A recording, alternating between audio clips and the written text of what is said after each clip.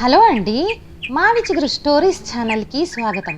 ఈరోజు తమిరేశ జానకి గారు రచించిన నూలు చీర కథని వినిపిస్తాను. కథ నచ్చితే లైక్ చేయటం మర్చిపోకండి. మీకెలా అనిపించిందో కామెంట్ చేయండి. ఇక కథ మొదలు పెడదాం. ఆ చుట్టుపక్కల అందరికీ అనసూయ అంటే వేలాకోలమే.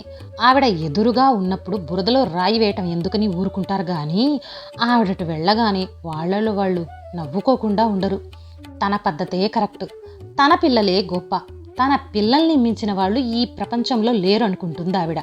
ప్రతి పండక్కి, అది ఏ పండగైనా సరే, కొడుక్కి కూతురుకి కొత్త బట్టలు కుట్టిస్తుంది. తను ఖచ్చితంగా ప్రతిసారి కొనుక్కుంటుంది. అవన్నీ కూడా చాలా ఖరీదైనవే తప్ప ఆ మాత్రం ఈ మాత్రం లాంటివైతే కాదు. ప్రతి నెల పుట్టింటి వాళ్ళు డబ్బు పంపాల్సిందే, లేకపోతే ఏడుస్తూ ఫోన్లు, ఏడుస్తూ ఉత్తరాలు. ఇది వరస. అది భరించలేక పుట్టింటి వాళ్ళు విసిగిపోయి వాళ్ళ అవసరాలు చంపుకొని నెల నెల అనసూయకి డబ్బు పంపిస్తున్నారు. సొమ్ము ఒకటిది సోకొకటిది అవుతుంది. రమణి, ఈ పండక్కైనా నువ్వు పిల్లలు కొత్త బట్టలు కొనుక్కున్నారా? మీ ఆయన కొనను పొమ్మన్నాడా? గాలి దుమారంలాగా పక్కింట్లోకి వచ్చిన అనసూయ మాట్లాడుతూనే లోపల గదిలోకి వంటింట్లోకి గుడ్లగూబలాగా చూస్తుంది. ఎప్పుడూ అంతే, ఎవరింటికి వెళ్ళినా ఇదే తీరు. శల్య పరీక్షలు చేస్తున్నట్టు చూస్తుంది. తన మర్యాద తను నిలబెట్టుకోదు. రండి రండి కూర్చోండి. ఆవిడ తీరుకి చిరాకనిపించిన కుర్చీ చూపించింది రమణి. తనకి కొత్త చీరంటూ కొనుక్కొని 4 ఏళ్ళవుతుంది.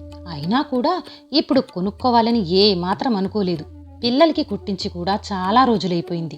వాళ్ళకి తీసుకుంది.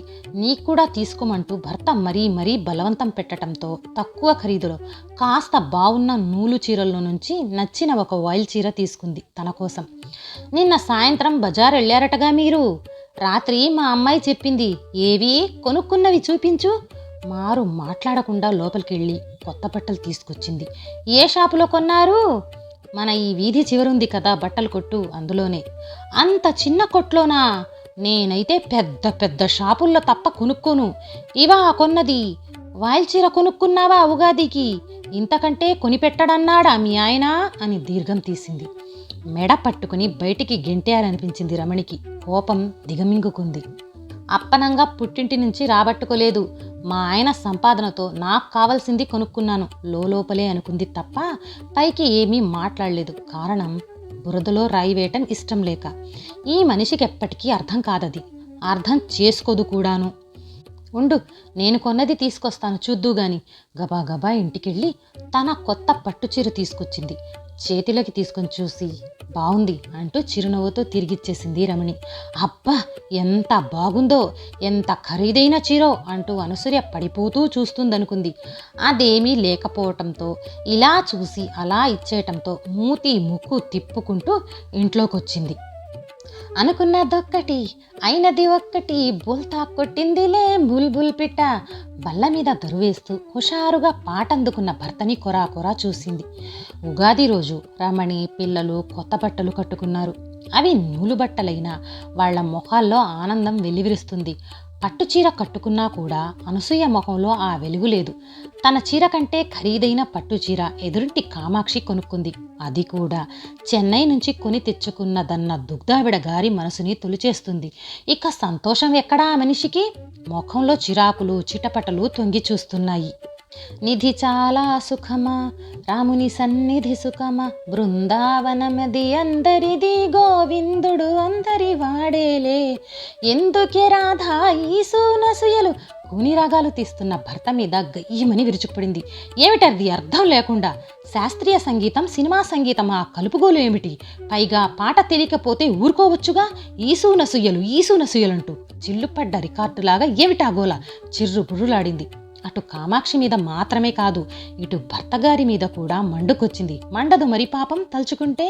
నా సంపాదన ఎంతో, దాంట్లోనే గుట్టుగా సంసారం చేసుకోవటం నేర్చుకో అనసూయ. పెళ్ళయ్యి ఇన్నాళ్ళైనా పుట్టింటి వాళ్ళని ఇబ్బంది పెట్టడం మంచి పద్ధతి కాదంటూ నీతి బోధలు చేస్తూ ఉంటాడాయే మరి. 2 సంగీతాలు కలిపితే మరో కొత్త సంగీతం పుడుతుందేమోనని చూస్తున్నాను. కొత్త సంగీతం కాదు, పిచ్చి పుడుతుంది. అది వినేవాళ్ల చెవుల సిరిని బట్టి ఉంటుందిలే. చెవుల సిరా? అదేమిటి? అదే అన్నం తినేటప్పుడు ఎప్పుడైనా నేను ఈ కూర ఇలా ఉందేమిటానో, ఈ పచ్చడి ఇలా ఉందేమిటానో అంటే అది తినేవాళ్ల దంతసిరిని బట్టి ఉంటుందిలేండి అంటావుగా. అలాగే ఇదిను. సదరు భర్తగారిచ్చిన తమాషా జవాబుకి రుసరుసలాడుతూ ఎదురింటి వైపు నడిచింది. కామాక్షి చీర చూసేదాకా కళ్ళు కాళ్ళు నిలవనంటున్నాయి. మరి ఏమమ్మా కామాక్షి, చెన్నై వెళ్తున్నట్టు నాతో చెప్పకూడదా? చెప్తే నాకు కూడా చీర తెప్పించుకునేదాన్నిగా నీ చేత. మా పుట్టింటి వాళ్లకు ఫోన్ కొట్టానంటే వెంటనే నువ్వు ఊరు నుంచి వచ్చే లోపల నా అకౌంట్కి డబ్బు పంపించేవారుగా. డబ్బులు ఇవ్వనేమో అనుకున్నావా? కామాక్షి కట్టుకున్న కొత్త పట్టు చీరని గుచ్చి గుచ్చి చూస్తూ దండకం చదివింది అనసూయ. తెల్లబోయి చూసింది కామాక్షి. ఆ వెంటనే ఒళ్ళు మండింది. ఈవిడ అథారిటీ మాటలేమిటి తన మీద? ఊళ్ళో ఎవ్వరిని వాళ్ల పాటికి వాళ్ళని బతకనివ్వదా ఈ మనిషి? ఏదో పోన్లే, తనకంటే వయసులో పెద్దది కదా అని ఊరుకుంటుంటే ఎక్కువైపోతుంది. ఒక్కింట్లో వాళ్ళమా ఏమన్నానా? ఇరుగు పొరుగు మీద ఈ అథారిటీ ఏమిటి? ఇంతకీ ఇదేనా నువ్వు కొనుక్కున్న చీర? ఇలాంటి రంగు తీసుకున్నావేంటి? ఇంకో మంచి రంగేదన్నా తీసుకుపోయావా? బట్ట కూడా మరీ అంత నాణ్యంగా ఉన్నట్టు లేదే. నాకు నచ్చిన చీర, నాకు నచ్చిన రంగు, నాకు నచ్చిన చీర నేను కొనుక్కుంటే మధ్యన ఈవిడ గొడవేంటి బాబు? కామాక్షి మనస్సు గొనుక్కుంది. ఏమిటలా ఆలోచిస్తున్నావు?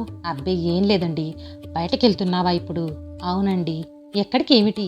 ఏదో పనుంది, వెళ్ళానన్నారు మా వారు. ఇద్దరూ వెళ్తున్నారా? ఓవరి నాయనోయ్, జుట్టు పీక్కోవాలనిపించింది కామాక్షికి. కానీ అలా బయటకెళ్తే బాగుండదని ఆ ప్రయత్నం విరమించుకుంది. రామాలయం శ్రీరామనవమి ఉత్సవ సందడితో చాలా హడావిడిగా ఉంది. మధ్యాహ్నం సీతారాముల కళ్యాణం. ఇంట్లో పనులు తొందరగా తెమల్చుకుని గుడికి బయలుదేరారు రమణి, అనసూయలు. మగవాళ్ళు పిల్లలు ఇంట్లోనే ఉంటామన్నారు. అనుకోకుండా ఇద్దరు ఉగాదికి కొనుక్కున్న చీరలు కట్టుకున్నారు. నువ్వేంటి ఈ వాయిల్ చీర కట్టుకొచ్చావు? కొత్తది కాకపోయినా ఓ సిల్కు చీర ఏదన్నా కట్టుకుపోయావా? ఎంతో సహనంతో జవాబిచ్చింది రమణి.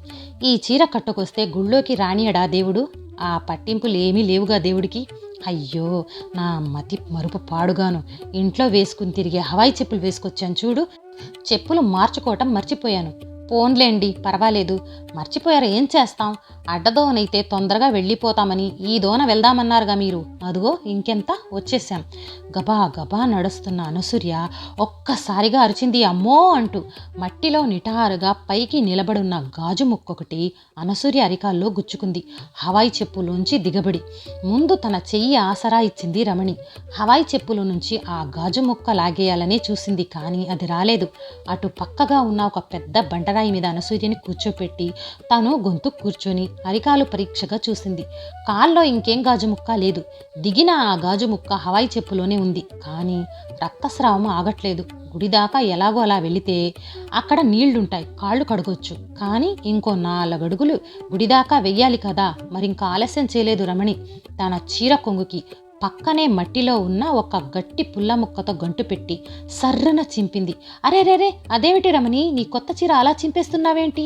చిన్నగా నవ్వింది రమణి. ఒత్తుగా ఎక్కువ మడతలు వేసి అనసూయ అరికాల్లో గట్టిగా కట్టుకట్టింది. పట్టు చీర ఇలాంటి అవసరాలకి పనికిరాదు కదండి మరి. అందుకే నా చీర చింపాను. ఇలా నా భుజం మీద చేయి వేసి నెమ్మదిగా నడవండి. ఇలా అడ్డదోవలో మనం రావటంతో ఏ రిక్షాలోనో వెళ్లే ఛాన్స్ కూడా ఇప్పుడు లేకుండా పోయింది మనకి. పాపం, కాలి నొప్పితో మీరు నడవాలి, అదే నా బాధ. పోన్లే, ఇంకెంత, 4 అడుగుల్లో గుడి రానే వస్తుందిగా. నడుస్తాలే ఎలాగో అలా. అడ్డదోవలో మనం రావటంతో అన్న రమణి మాట ఏదో గుర్తుకి తెచ్చినట్టయింది అనసూయకి. నెలసరి జీతం తప్ప ఆఫీసులో లంచాలేమీ తన భర్త పుచ్చుకోడని కసుబుసులాడుతూనే ఉంటుంది తను. దానికి సమాధానంగా తన భర్త ప్రతిసారి అనే మాట ఇప్పుడు చెవుల్లో మారుమోగుతుంది.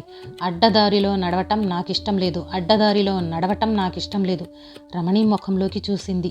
ఎన్నో రోజుల తర్వాత కొనుక్కున్న కొత్త చీరనిలా చింపవలసి వచ్చింది అన్న బాధ ఆమె ముఖంలో లేశ మాత్రంగా కూడా కనిపించలేదు. చింపిన పైట కొంగుని దోపుకుంది, పైకి కనిపించకుండా. ఆమె చీర ముందు తన చీర వెలతిలాగా తేలిపోతున్నట్లనిపించింది.